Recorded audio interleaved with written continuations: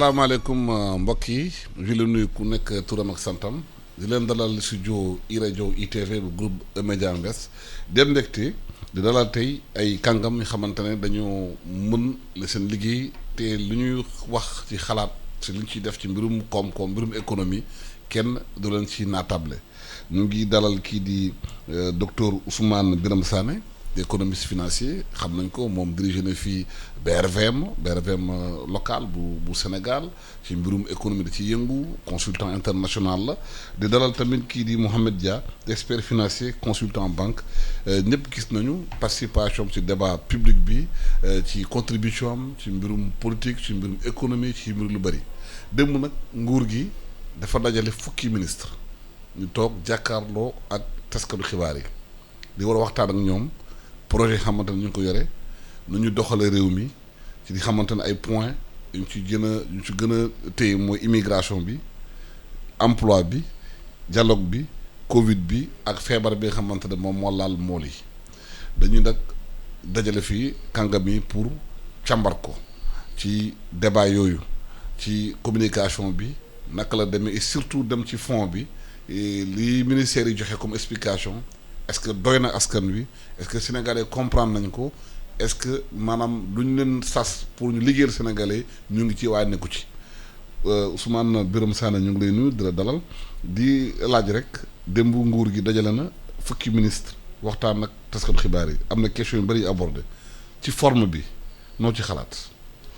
jërëjëf Alassane maa ngi nuyu mbokk auditeurs yi maa ngi nuyu sama naataango bi monsieur Dia. Si sama xalaat d'abord dam si rafet njort parce que mbir bu bees bu amee mënoo ko évaluer parce que muy door donc li ñu si war a def mooy mandu am si njort bu rafet mais aussi war nañu bu ñu xóotalee xalaat bi si sama gis-gis aussi communication bu bees bi dans la forme mun na tax ba nit ñi am ñaari xel am na ñoo xam ne pour ñoom di jël ay fukki ministre si à la fois ñuy wax ak journalistes yi ak askan bi dafa diis am na ñoo xam ne aussi pense que bon loolu lu normal la mais man au-delà de ça man li ma gis mooy état dafa bëgg wane nit ñi que instant yi communication gouvernementale bi communication de crise la parce que xam ngeen ne dëkk bi melul comme ni mu meloon avant Covid bi et boo xoolee citoyens yi aussi léegi lu ñuy laaj ci information dafa jàmp te réseaux sociaux yi ñoo gën a gaaw que di xëcc sa fauteuil di ñëw toog convoquer nit ñi communication de crise nag moo tax je pense que gouvernement bi jugé que ministres yi war nañu dem face à face bon aussi au plan institutionnel aussi bu ñu la dénkee dara da nga war a di rendre compte si li ñu la dénk foo si toll et cetera pour génne kump bi nit ñi aussi mën la juger xam naa bu ñu demee ba si kanam aussi mën nañu xóotal analyse bi pour xool aussi politiquement ak politiciennement naka la ñuy mën a interpréter démarche bi. Dia Mohamed Dia. noo jàngate yi fii. ok di la nuyu Alassane di la remercier ci invitation bi di nuyu sama naataango docteur pour man li ñu def nii c'est une très bonne chose. parce que dafa di loo xamante ne daf fi manqué woon parce que gouvernants yi ak gouverneurs yi dafa amoon fossé bu yaatu seen diggante bu yaatu donc ñëw wax li xew dafa baax ñëw wax ak askan bi à travers la presse c'est quelque chose d'excellent c'est une très bonne idée xaw ma ku ko commencé ku ko indi mais c'est une bonne idée c'est idée boo xamante ne man yàgg naa wax nañ ko jéem a def parce que il faut ñu ñemee gouvernants yi il faut ñu ñemee gouvernants yi te dafa amoon fossé bu yaatu boo xamante ne day tax duñu leen ñemee lenn rek laa ci gis loo xamante ne c'est un peu dangereux mooy c'est trop institutionnalisé man loolu rek moo ma ci xaw a tiital quoi ba pare tu exposes aussi les ministres si bon ku ci ne sa domaine de compétence certes lañ lay poser ay questions mais je pense que ministre bi souvent moo war a pare woote pas selon ban ministère la pour soog a expliquer lan moo xew mais c'est quelque chose d'extraordinaire c'est très bien man vraiment koy rafetlu yàlla na jëm kanam bu ñu def tuuti rek ñu arrêté bu ñu ragal question yi ba tax wala ñu def ay erreur parce que erreur de communication dina am ci yoon bi dina am ministre bu wax lu mu warul wax dina def yenn erreur yi mais nañ ko continuer parce que comme ni ko sama naataango waxee nous sommes en période de crise dafa am loo xamante ne il faut ñu teg ko de côté ñëpp booloo pour askan bi pour dëkk bi te lii bon peut-être lu bees la nit ñi dinañ wax show la et tout au début mais dina am fu mu jëm bu fekkee ñëpp ku ne def na li nga war a def ñu déglu leen ñu wax ñu rendre compte li ci baax ñu jël li ci baaxul ñu questionner waat ko après ñu avancer sur la forme je trouve que c'est quelque chose de bien quand même. waaw sur la forme mais journaliste yi nañ ci fond bi. jafe-jafe am na ndaxte ministre bu ñëwee du leen permettre dem gën a xóotal question yi parce que bu amee fukki ministre toog ku nekk wax. temps de parole bi day bëri maanaam temps bi dafay gudd te journal dañu mën a rebondir def relance ci clarification ci yenn question yi donc dafay mel ni ministre bu ñëw day exposer rek dem yoonam. oui mais je pense que journalistes yi aussi war ngeen def seen liggéey parce que man dama doon xalaat sax que lii opportunité la pour presse bi parce que aujourd'hui ministre bi day c'est vrai day répondre ci questions yi ci temps bu ñu ko jox mais en fait aujourd'hui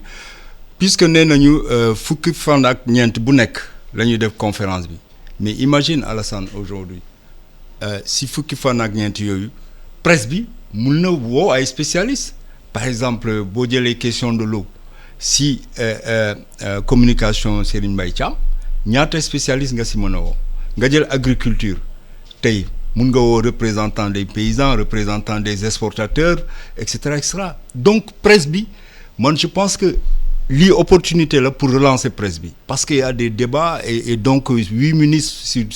sur 14 jours 10 ministres sur 14 jours presque tous les jours mun ngeen am ay titres yu bees ay analyses yu bees donc je pense que. mais xam nga boo conférencier mais boo poser question booy bëggee ñëwaat parce que ministre bi tontu bi yow doy la en tant que journaliste nga am yeneen élément war ko reposer question bi doo ko mun parce que jàll nañ ci keneen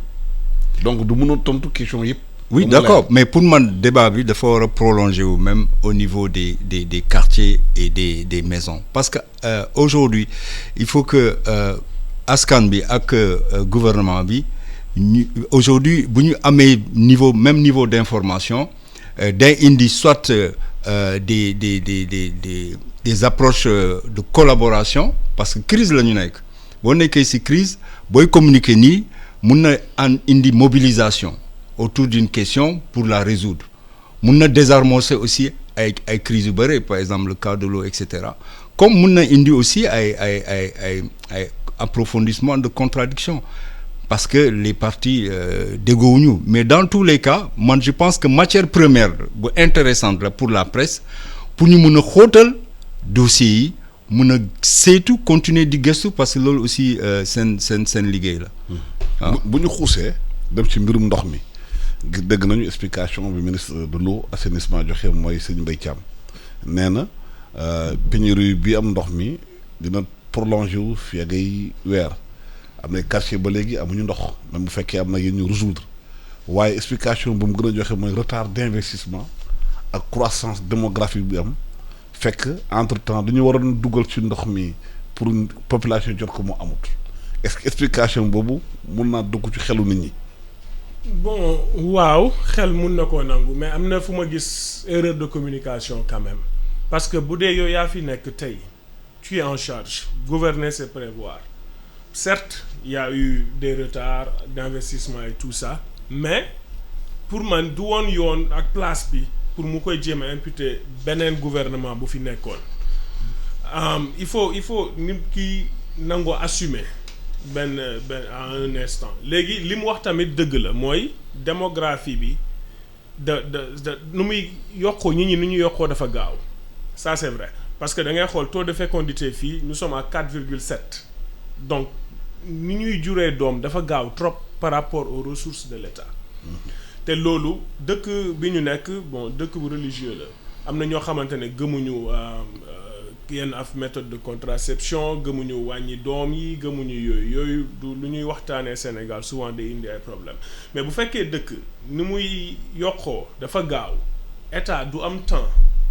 bu doy pour créer ressources yi état du am temps pour créer tali état du am temps pour defar ndox yu bëri état du am temps pour doo loolu yëpp donc dafa am corrélation directe entre démographie ak investissement bu état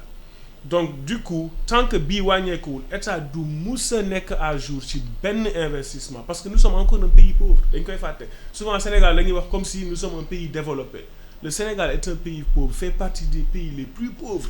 certes niveau de vie peut-être gouvernants yi ñooy nax tuuti ñi des fois mais ils sont mis à l'aise pour éviter la corruption et tout ça donc c'est compréhensible mais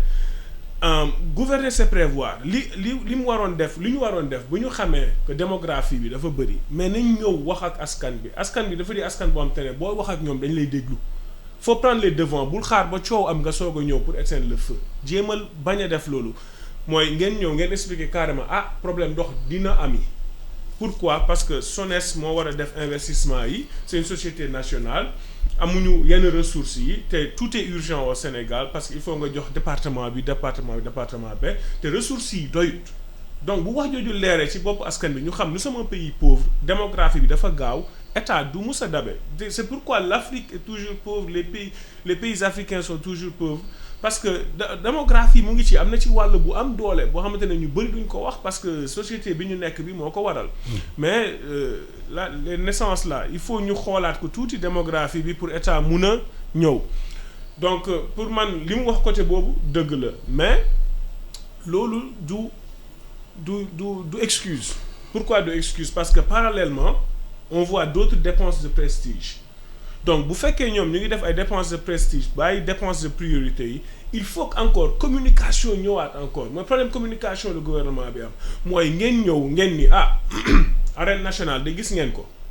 léegi bu dee gis ngeen ko li ngeen war a xam mooy lii c'est un partenariat public privé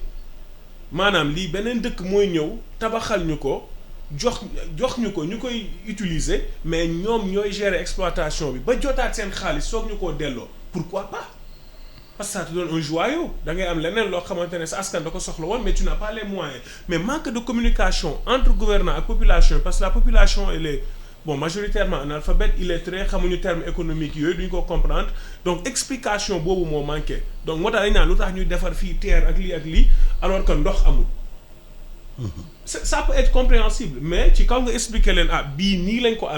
bii nii lañ ko amee moo taxoon amuñu woon xaalis bu dee pour def lii parce que dëkk buy am déficit budgétaire chaque année du dëkk boo xamante ne am na excédent donc pour man foofu la erreur yi amee tuuti ci communication sëñ Mbaye Thiam. waaw population bi nekk léegi ci kër yi fu ñuy wax ni am na ñoo xamante ne xëy na amaguñ sax ndox ñuy xaar ci robinet bi surtout bi fanaan nañu démb di xaar ndox ñëw tokk ñu mun naan ndox c'est vital parce que mu nga ñàkk courant mu nga ñàkk lu bàyyi bu ñàkk ndox moom musiba narul leen ministre bi nee na fii Dakar ñoom 50% des quartiers am nañu ndox en continu 85% des quartiers am nañu ndox pendant 6 heures par jour et 15% quartiers yi am nañu moins de 6 heures nee na y a aussi 36 quartiers ñoo am ay difficultés pour accéder à l'eau population boobu ndox la ñu soxla dañoo fal nguur gi pour ñu régler seeni problème est-ce que explication retard d'investissement xëy na am na ñu ko mun dégg mais ñu am nañu xamante ne ñoom du ñu dégg loolu ñoom ndox la ñu soxla. Effectivement, je pense que ministre bi il n'a pas convaincu parce que d'abord pour man manqué na toute élégance di accuser régime précédent yi parce que problème ndox bi c'est depuis 1994 déjà du temps des socialistes il y avait le premier projet sectoriel eau avec donc du temps de la SONES balaa ñuy def réforme bi donc en fait problème d'eau bi ay prévision la da ngay am la courbe de demande de l'eau en fonction du croît démographique et tout et ensuite nga comparer ko avec l'offre qui est là en fonction donc de la capacité de production et de distribution mais pour man c'est vrai que techniquement investissement yi dañu am retard mais aujourd'hui bu ñu demee ba réformer secteur bi indi ay privé et tout normalement si cahier des charges bi war nañ si tenir compte. parce que danañu fekk 6 mois dina am 100 000 mètres cubes de plus. avec oui KMS 3. c'est sûr que investissement additionnel yi ñuy def c'est pour résorber déficit bi mais xam nga déficit bi c'est un déficit récurrent pratiquement aujourd'hui tous les 10 ans il y a une encore un gap parce que courant démographique bi moo gën a gaaw mais je pense que ministre bi fu mu war a insister c'était que mu wane que population yi am na ñoo xam ne dañu war a bénéficier de branchements sociaux parce que boo gisee démographie Dakar bi ak configuration bi c'est vrai que am na ay quartiers yoo xam ne aujourd'hui ils sont plus aisés que d'autres am na ay quartiers yoo xam ne pendant que ñeneen ñi amuñu ndox pour naan ñeneen ñi ñu ngi arroser seen gazon ak ndox bu ñu war a naan demoon nañ fi sax ba maraîchers yi ndox bu ñu nar a naan la ñuy jël donc il y a une rationalité de la consommation de l'eau qu'on devait apporter parce que bu jàmpee nii l'État war na jël yenn mesures yi parce que aussi pendant que ñeneen ñi di root ndox ñeneen ñi di arroser seen gazon je pense que il y a des formes de gestion de l'eau urbaine qu'on doit inventer pour que population yi ñu mën a am péréquation au niveau de ces populations mais aussi bu amee retard d'investissement il faut accélérer la cadence dans les investissements on parle de dessalement il faut que ñu accélérer travaux yi dem mobiliser xaalis bi auprès des prêteurs concessionnaires comme la Banque mondiale et cetera pour ñu mën a résoudre problème bi parce que c'est vrai que problème d'eau moom c'est quelque chose d'extrêmement difficile Dakar c'est vrai que fu muy jëlee ndox bi dafa sore parce que lac de Guiers boo jëlee conduite yi c'est presque à 700 kilomètres de conduite et c'est difficile mais il faudrait que l'État trouve une solution mais aussi je pense aussi que de plus en plus dëkk Dakar ça demandera il sera cher d'habiter à Dakar il faut que population aussi xam que dëkk Dakar ça sera de plus en plus cher man je pense que même aujourd'hui je me demande est-ce que waruñu def une certaine péréquation en regardant au niveau de Dakar ñoo xam ne ils sont dans des quartiers où ils ont ce train de vie là pour qu'ils achètent l'eau plus chère que d'autres pourquoi pas comme ça ñu mën a subventionner les quartiers qui sont plus mal desservis et qui sont à un niveau de vie économique qui est un peu plus faible. Population bi ne ndox bi manqué na. waaw waaye factures yi dafa gën a tar da gën a cher. comprendre ñu am ndox waaye finalement bu mu jëlee facture ndox. non enfin man jot naa benn facture semaine dernière mais dafa baissé de man sama boss baissé na waaw. am na ñeneen ñu constaté ñoom seen facture dafa augmenté. loolu nag c'est quelque chose qui n'est pas rationnel du tout normalement am nañu ay voies de recours parce que boo amee problème facturation mën nga gis les services de contrôle économique pour ñu étalonner sa compteur bi xool est-ce que compteur bi moo am problème wala sa consommation yi la après bu ñu defee arbitrage bi bu dee yooyaa am raison dañuy redresser li nga fayoon de trop ñu rembourser la ko mais bu dee compteur bi baax na en ce moment nga xam ne yow yaa koy consommer. xam loo ku jàng école moo mën a def loolu boo jàngut école. non service d'État contrôle économique da nga fay dem ils sont là pour ça c'est un service de l'État. waaw mën nga protester. waaw loolu population yi mën nañu ko déglu beneen point bi ñu abordé ci conférence de presse bi mbirum emploi ministre Dame Diop nee na contrairement li ñuy wax création emploi yokku na waaye am na benn étude. bi Tombouctou Institut def ci mbirum xale yi ne nañu xale yi bari ci réew mi xamuñu sax njumtuwaay am na ci réew mi pour créer emploi maanaam bu ñu jëlee jeunes yi pour dispositif d'insertion yi ne nañu près de 77,3% en moyenne ignore xamuñu totalement dispari li xamante ne état bi mettre na ko en place pour maanaam créer emploi te nee nañu boo demee matière d'emploi Mbour Touba 84,4% et 83,6% ñoom ñu xamuñu am na sax dispositif bu état bi mettre en place pour xale yi mun a jot emploi est-ce que du problème information ak problème de formation moom ci réew mi te nguur gi deful effort dem ci population ne lii la ñuy créer te duñ ko bind tubaab lañ koy bindee te ñëpp jànguñ tubaab. waaw déglu naa ministre Dame Diop ci théorie ci chiffres yu muy joxe yi li muy wax dëgg la lépp lu mu wax mun nga ko vérifier am na yu yokku mais ci pratique foofu la problème di nekk souvent ci problème mu emploi parce que encore il faut que ñuy fàttaliku c'est un pays pauvre donc pays pauvre amul yenn ressources yi pour mun a créer yenn emploi yi nous sommes un pays boo xamante ne matière première la ñu am suñu secteur secondaire quasi inexistant pardon donc lépp loo xamante ne dañ ko am ci ressource dañ koy yónnee dañ koy exporter léegi bu ñu ko exporter ñoom ñu daal di transformer parce que ñoom ñoo am industrie léegi ñun pour ñu mën a créer emploi il faut que ñu am industrie léegi bu ñu amee industrie mooy ñi soxla dootuñu amati mooy dëkk tubaab yi dootuñu amati matière première yi ñu soxla donc ñoom ñun ñu am industrie du leen arranger donc du coup du ñu nangu ñu industrialiser wu donc am na ay affaires yoo xamante ne yenn prêts yi saa boo ko soxlaa pour industrialiser day metti pour nga am ko par rapport à yeneen prêts yoo xamante ne pour tabax ay yenn affaires yi mooy gën a gaaw yenn infrastructure yi parce que dañoo am retard ci infrastructure Afrique retard bu bëri lu ñu war a jox budget ci infrastructure joxuñu ko donc du coup mënuñu créer emploi yu bëri amul lu ministre bi mun a wax ba Sénégal mun a créer emploi yu doy lii di dugg ci marché bi on avait dit c'est à 300 et quelques mille par an lu ñuy créer c'est à peu près 64 000 65 000 par an donc chaque année dafay am gap boo xamante ne ñu ngi dugg ci marché bi mais mënuñoo am liggéey léegi am na ay affaires yu ñu créer yu ñu def en place benn bu ma ci jël exemple mooy DER par exemple indi nañ ko mettre nañ ko en place mais rapidité bi mooy problème parce que entrepreneuriat man loolu j'ai eu un problème avec ça mosuma ko comprendre def naa ci am na bind naa ci monsieur Sarr ci boppam parce que gis na mbir bu amul étude pour mu daanu dafay yomb. te yii dafa am yoo xamante ne amoon na benn instant xaw ma ndax mu ngi am ba léegi bu dee 10 millions et moins nga soxlawul woon étude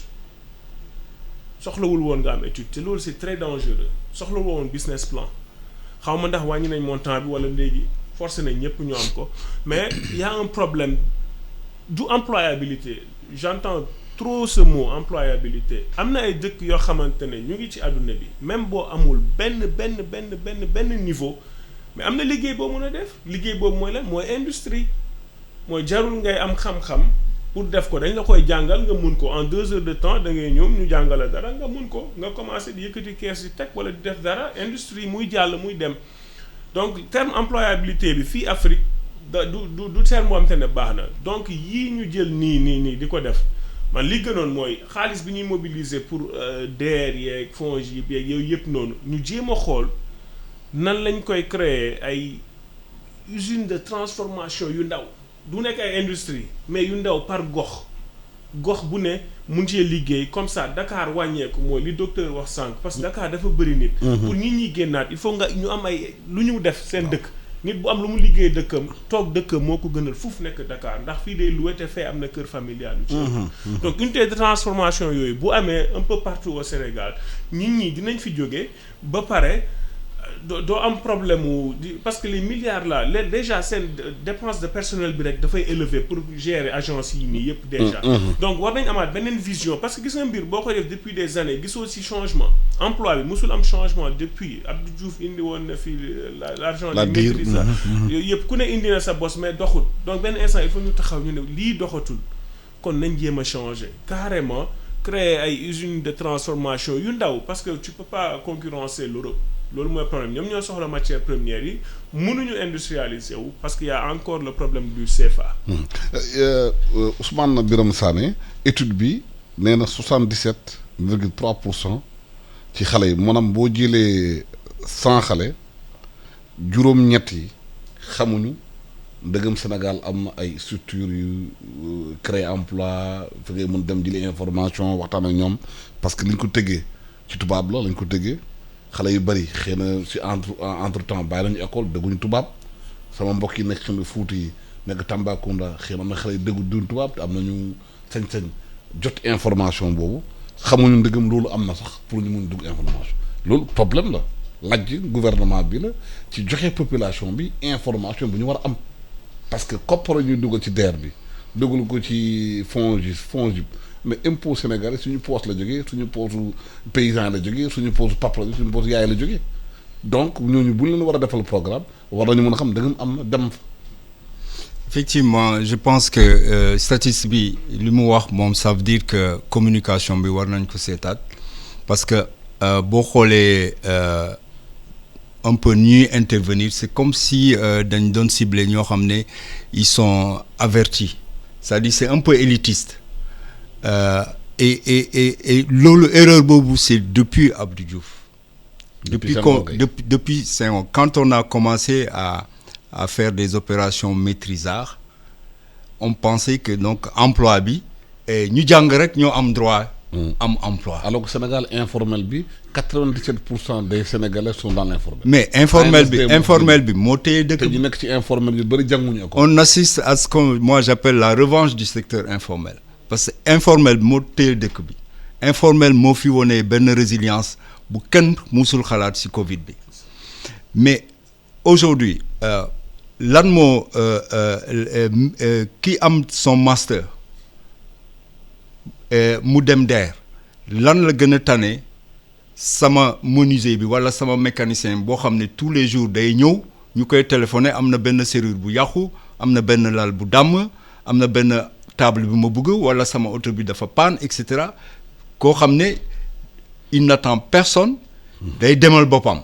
te am na un système de formation à l'apprentissage et tout mais je pense que bu ñu bëggee consolider emploi et créer ay emploi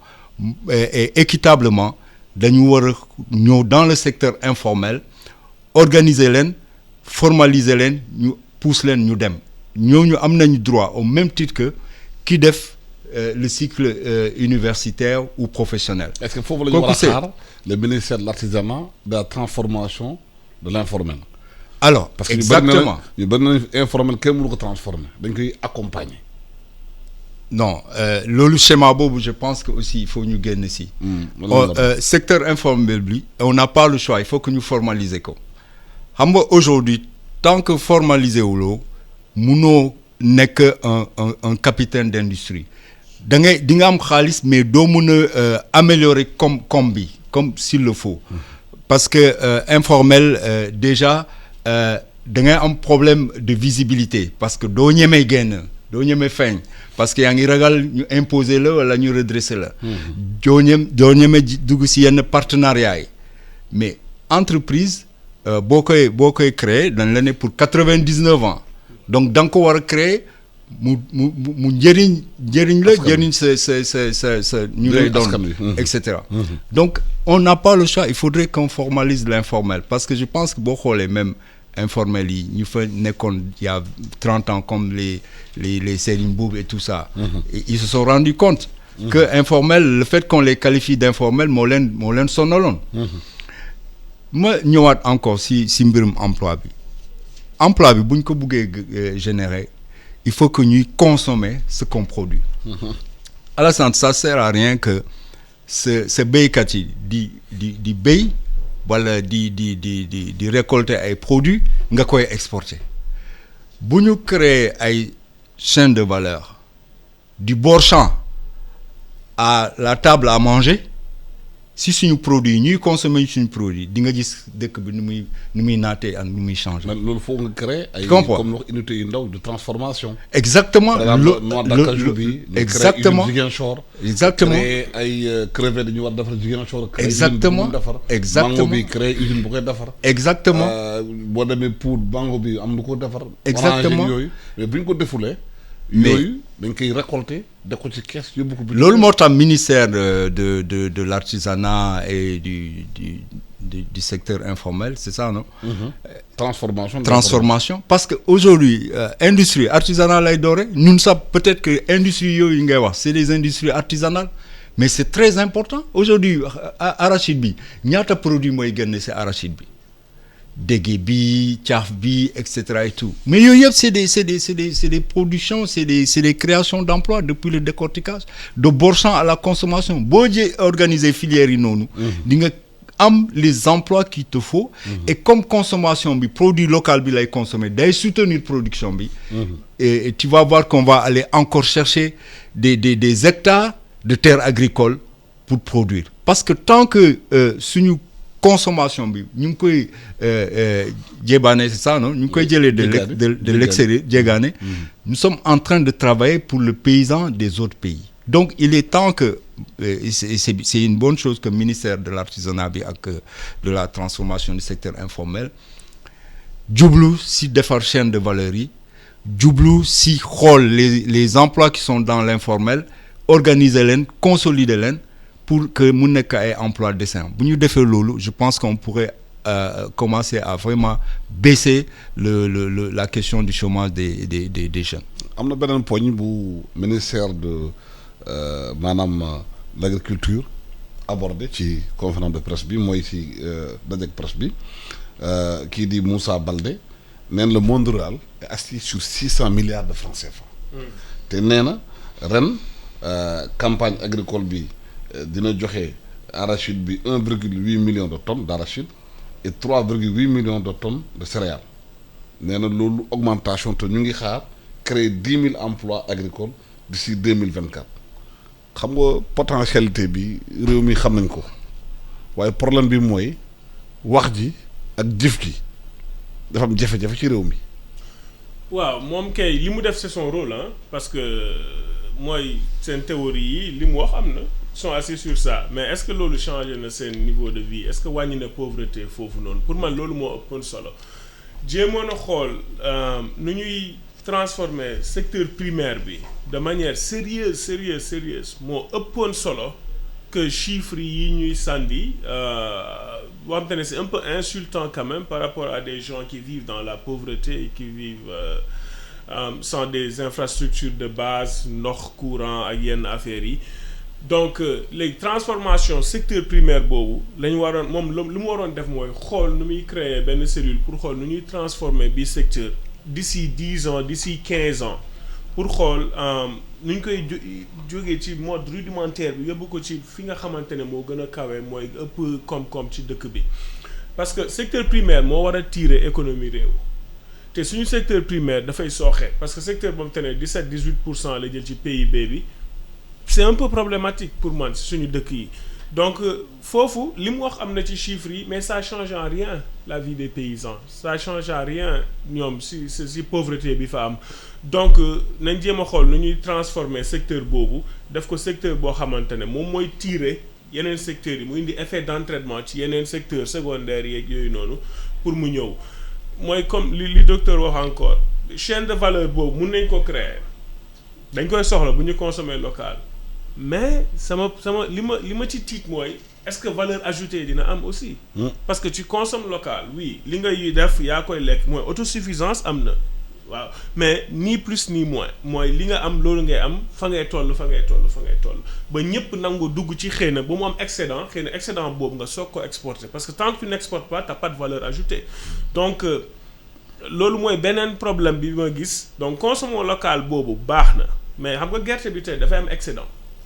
du lépp moo fi mun a toog donc il faut loolu ñu yónnee ko léegi loolu ñuy yónnee nag lañ mun a xool peut-être chaîne de valeur yu ñu mun a créer pour au moins ñu am autosuffisance boobu ci autosuffisance alimentaire donc pour man loolu mooy problème bi mais ce sont des schémas yoo xam te ne da nga koy teg c'est pas dans l'immédiat pendant qu'ils font de la politique et que j'accepte mun nañ def politique mais parallèlement nañ jéem a teg ay affaires yoo xamante ne dina changer di dans le futur loo xam te ne du ñoom ñoo koy fekkee peut-être pas beneen régime bi mais peut-être fii ak 15-20 ans mais pour man instant yi tegaguñu base boobu fondement boobu tegaguñu ko pour agriculture bi xëcc yeneen secteurs yi. parce que nee na potentialité mondiale 600 milliards la te am na emploi yu bëri war a créer nee na d'ici 2024 10 000 emplois agricoles nee na ANIDA budget 45 milliards de francs CFA créé na 30 500 emplois avec 329 fermes réalisées. Est-ce que secteur boobu yaakaar na bu ñu ci gën a dugal xaalis gën ko organiser gën ko mécaniser gën a aussi jox paysans yi tool yi parce que boo jógee Dakar dem Saint-Louis ba Bakel suuf saa ngi bëri foofu est-ce que bu ñu tàggatoon xale yi yóbbu leen retour vers la terre accompagner li ñu ci war a def aménagement ñu ci war a def réew mi mun na xëy na bañ a jeegaani lu ñu lekk parce que Covid bi wone na autosuffisance alimentaire bu amulee bu nit ñi tëjoon suñu frontière bi ceeb bi ñëwul fii musiba am ci réew mi. Oui, 10 000 emplois d'ici 2024 man je trouve que loolu ça c'est vraiment assez faible comme ambition, à moins qu'il parle d'emploi formel. Mais xam nga secteur primaire xam nga agriculture et de manière générale secteur primaire bi le problème c'est que mooy occuper presque 70% de la population. Mais boo xoolee les crédits à l'économie ça ne fait même pas 25% que le système bancaire accorde au secteur primaire. Déjà inadéquation boobu dañ ko war a corriger parce que 600 milliards yi muy wax ni que l'agriculture est assise potentialité mais ñëpp xam nañ que agriculture aujourd'hui surtout boo jëlee gerte gi problème bi mooy financement campagne bi aujourd'hui xam nañ prix et tout mais kan mooy commencer di jënd gerte gi on sait pas parce que huiliers yi actuellement bougé guñu suñu partenaires chinois yi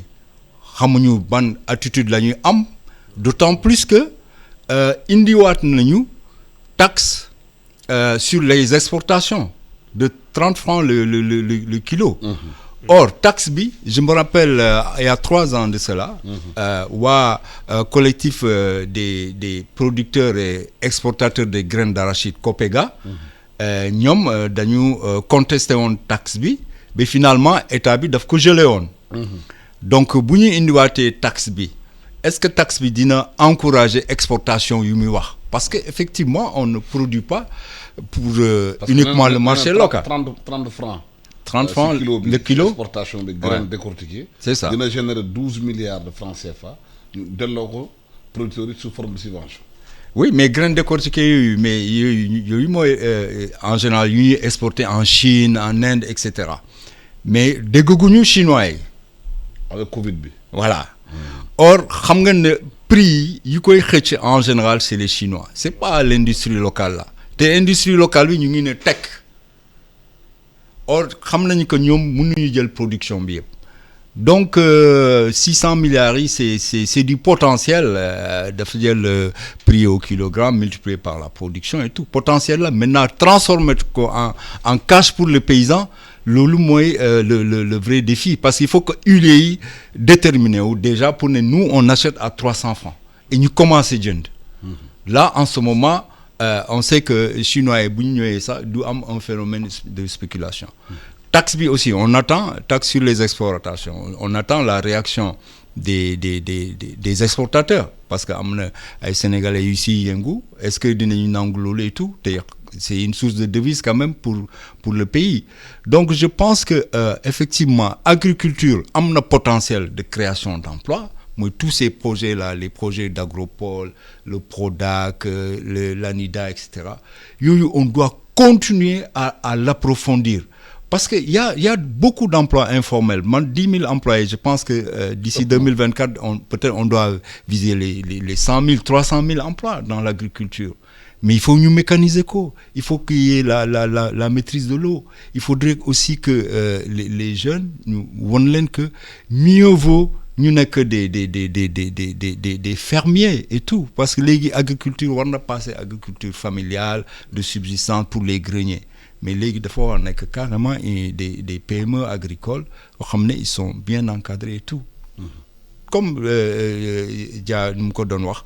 aujourd'hui segment manquant bi entre la production agricole et la création de valeur ajoutée mooy la partie industrialisation qu'elle soit artisanale et progressivement industrie il y a pas de problème mais il faut aller vers ça comme ça excédent yu ñu am ñu mun leen exporter en produit fini ou semi-fini ñu am si valeur ajoutée ñu am si ay devises. même ci kii bi ci gerte bi am na ñu naan chinois yi commencé nañu jënd gerte bi fële ca Kaolack. à combien 300 francs le kilo. Voilà ça chinois yi ñu foofu déjà de commencer jënd. loolu c'est bon signe parce que aujourd'hui chinois yi depuis que ñu commencé dugg ci marché gerte bi la ñu commencé articuler le marché de l'arachide sénégalais au marché international parce que avant c'était pas le cas parce que chinois yi c'est les premiers producteurs d'arachide ñoom mun nañ sax bañ a ñëw jënd fii arachide mais seen effet d'entraînement bu ñuy am dañuy soutenir le prix aux producteurs parce que ñoom bu ñu nekkee 300 francs huiliers yi sont obligés de suivre ou d'attendre et intérêt paysan bi mooy que prix bi état bi di fixé loolu prix plancher la. ñëpp xam nañ que prix plancher la. est-ce que prix valide boobu producteurs yi sénégalais war na ko mën a jël réinvestir ko ci yeneen surface emblavée peut-être. oui mais ak suñu organisation état bi jàpp ci. suñu producteurs yi malheureusement aussi amul encadrement bi si war. parce que paysan bon il faut que ñu jox leen ce qu'on appelle la comment dire l'éducation financière. parce que paysan dafa l'inclusion financière parce que paysan dafa war a mën a am compte d'exploitation pour xam ne li muy jaay daf si war a génnee épargne. daf si war a génnee son capital semencier et cetera. loolu mooy moyen manquant bi parce que en général bu ñu ko jëlee rek bon seen train de vie day changer ñu commencer jënd kër jënd moto jënd taxi takk jabar et cetera. avant au temps de Mamadou Dia il y avait les centres d'expansion rurale. exactement ay ingénieurs ñoo fa doon nekk di former paysans yi di leen xamloo naka la ñu mën a investir. exactement dañu war a delluwaat xëy na ci yooyu. exactement parce que yooyu yëpp dañ ko war a articuler avec l'inclusion financière comme tu le dis parce que bu ñu defee foofu ay système de microfinance et tout paysan bi mun na épargner pour les périodes de soudure qui viendront loolu mooy créer une certaine économie circulaire vertueuse pour que ça soit auto-entretenu. mais dañuy def une belle campagne ñu dépenser ñoo commencé di endetté wu et puis opérateurs yi jël leen en otage exactement et aussi filière yi bu ñu leen organiser il faut aussi que l'aspect financier ça compte beaucoup mais aussi je pense de plus en plus il faut que les juristes ñu descendre sur le terrain dans le monde rural parce que gis nga il y a des phénomènes de contractualisation yoo xam ne tant que defuñu ko dans le monde rural ça va être difficile de pérenniser certaines choses parce que dégg naa kuy wax que huiliers yi bu ñu bëggee arachide à un bon prix il faut que ñuy gunge paysans yi mais paysans lan moo koy gunge accord ma ngi lay préfinancer boo produire nga indi produit bi à tel prix bu ñu d'accord et cetera mais lan la ñuy def bu ñu jëlee préfinancement bi bu ñu récolter kee bu ñëwee proposer prix bu gën a intéressant ñu dem si alors qu'il y a un contrat. Il faut aussi qu'on ait cette approche contractuelle des choses bu ñu buggee suñu agriculture avancée. parce que loolu mooy indi yeneen développement ba ñu am un marché des matières premières et des marchés d'instruments sur les matières premières à terme quoi c'est-à-dire mun nga jënd tey gerte alors que béyaguñu ko wala ñu ngi koy commencer béy. voilà loolu la ñuy tax loolu moo tax ñu articuler suñu agriculture bi à des instruments financiers yu gën a encore permettre financement bi. beneen poñ bu ñu aborder ci dajeek presse bi immigration clandestine ministre de la pêche toog na ne sénégalais souvent dafa ñu lié difficulté pêche bi ak immigration clandestine bi nee na gaa même bu fekkee mun na nekk cause. c'est pas la seule cause am na yeneen cause yu tax xale yi di jël gaal di dem. immigration clandestine loolu dafa yàgg trop ci àdduna bi donc est-ce que pêche bi accord de pêche yi moo waral loolu ou pas je ne suis pas sûr parce que il faut am na yoo xamante ne balaa nga koy avancer il faut nga am ci ay preuves. wala ñu def ci ay études wala yu mel noonu. mool yi ñan ñooy dem Espagne ñan ñoo fay egg bu ñu demee ba egg dañ leen di recenser souvent léegi mun nañ jéem a recenser xool ñan ñooy dem est-ce que mool yi ñooy dem parce que vague bi mosoon na am avant amaat na mais pour man du affaire accord pêche du affaire. parce que keroog bi ministre Aliou Sow ne ko mit la jeunesse nee na bu ñu defee profil ñuy dem Espagne doy mool rek am nay enseignant am nay professeur am nay infirmière am na ñu xam ne dañoo am suñu liggéey. nekk dans de bonnes conditions ñëpp dañ mun naa am xëy na environnement réew mi bañ a am espoir gis benn caste bi xamante ne ñoo toog ci yëf yi duñu changer. gis politiciens yi ñoom seen bopp ñooy paasante nguur gi ki nekkoon opposition dem mu nekk pouvoir ki nekk pouvoir mu nekk opposition dem baara yego yi def seen biir ak seen diil yi xëy na loolu day tax ba xale yi xëy na fii mëntuma fii évoluer même du point de vue psychologique mun na am sax loolu sociologue yi ak psychologue yi war nañu questionner kii boobu. man kay pour man li mu wax sax dafa pire. bàyyi woon ñu nekk ñu profiler mool yi rek moo doon tane sax ci image du Sénégal mais comme ñii ñëpp la ñu wax mooy dem moom ça c'est décourageant ça veut dire que vraiment il y a un problème mais amoon na tamit benn fausse information bu gars yi doon wax que Europe dañ soxla ay nit. ñu bëri dañ fa dee donc main d'œuvre mu ngi foofu. Covid bi ak yooyu la këyit waaw voilà. donc état moo waroon jóg def contre information ne loolu amut loolu fake news la lii mooy vérité des faits nii ak nii mais dans tous les cas bu ñu ñi di dem moom di jóge fenn di dem moom pour mieux être la. waaw parce que ñiy dem nañu informé wu xam nañu Europe Covid bi am na fa. waaw am nay vieux yi fa nekkoon ay paa dee nañu xëy nañu xalaat paa yooyu ñoom dañuy dem remplacer leen. mais lu ñu fàtte mooy fausse idée la aussi quoi. mais lu ñu fàtte mooy Covid bi ñaata liggéey la dindi. au contraire. taux de chômage bi dafa nar a yokk ci dëkk yooyu. ñoom ñoo nar a gën a soxla liggéey ñi fa dëkk que ñii di ñëw di leen fekk si dafa mel ni crise yu am yépp ci àdduna bi taux de chômage yi day yéeg ba 14% ñenn ñi ba 20% ci dëkk yu doon am ay 3% des fois donc chômage mu nga fa liggéey amu fa ñoom seen bopp dañoo soxla liggéey waa dëkk boobu mais frustration peut-être ci dëkk bi mooy waral nit ñi di dem da ngay gis ku nekk dans de très bonnes conditions am liggéey bu baax am CDI bàyyi ko dem donc ça te montre que perte de mémoire perte fuite des cerveaux yooyu noonu c'est très dangereux récemment on a vu nos universitaires tamit yoo xamante ne dañ fay génn dem donc c'est un danger parce que capital humain dafa nekk lu important ci développement wu réew donc li ñu mën a def mooy def ay accord ak dëkk yooyu noonu fexe dëkk yooyu seen yenn industrie yu ñu am foofu noonu ñu indi ko fii Sénégal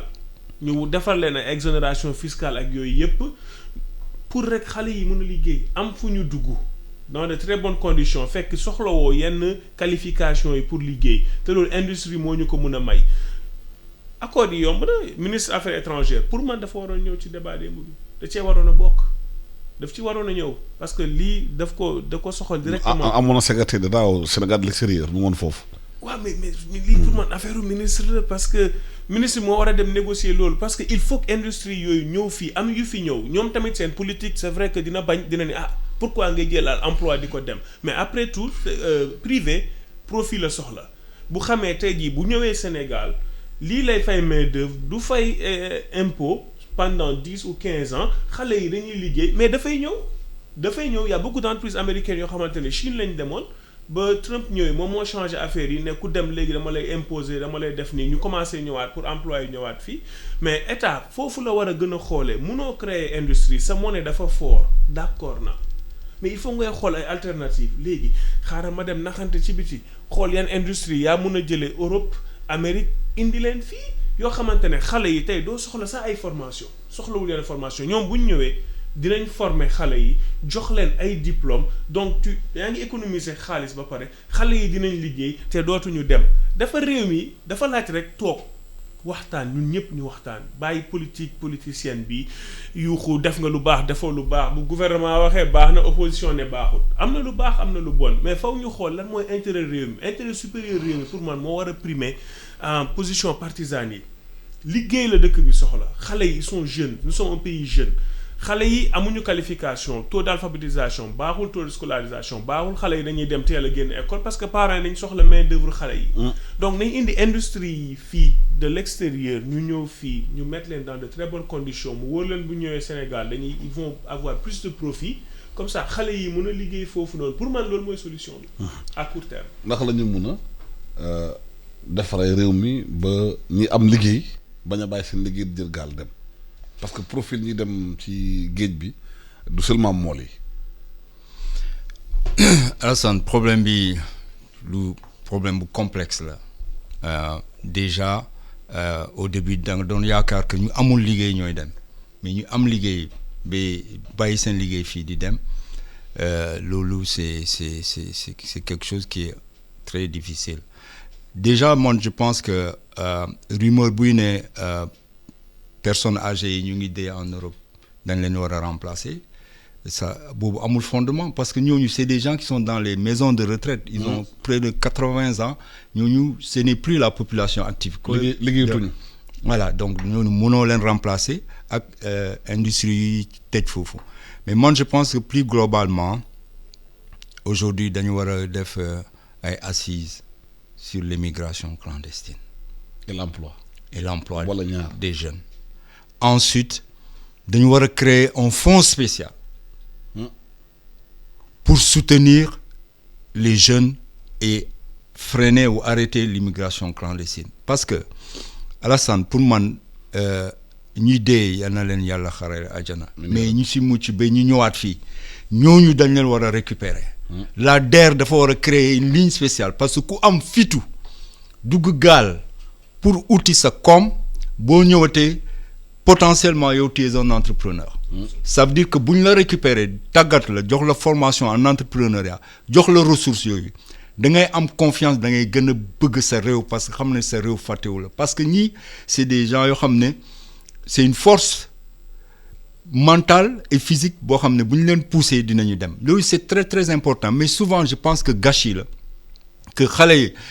dem ba géej ñëwaat ak toutes ces difficultés là kenn du ko récupérer jox la 30 000 nga dem non dañu war a créer une ligne spéciale ñooñu dañ leen war a récupérer jox leen ay emploi même salarié ou non salarié parce que c'est quand même li ñu def aussi même si décision erronée la mais quand même c'est héroïque. mais am nañu plan aussi administration bi war naa mu recruter davantage parce que réew mi réew bu ñu tabax la soxna psychologue soxna sociologue soxna assistants sociaux.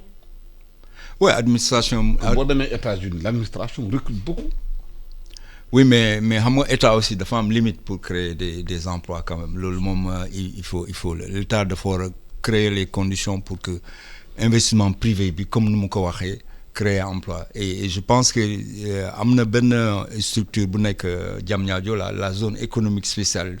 C'est destiné justement pour accueillir ay entreprises étrangères yoo xam ne dañuy privilégier création de main-d'œuvre mais qui sont tournées exclusivement vers l'exportation peut-être que war nañu càmbar geste boobu lan la joxe et tout démb tamit dégg naa par exemple li ñuy def côté de Sandiara maire bu fa nekk am na initiative yu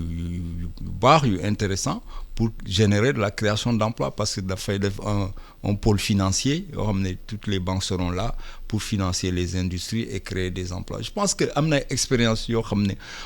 état bi war na leen mën a xool accompagner leen s'il le faut dupliquer leen au milieu parce que l'emploi aussi sera local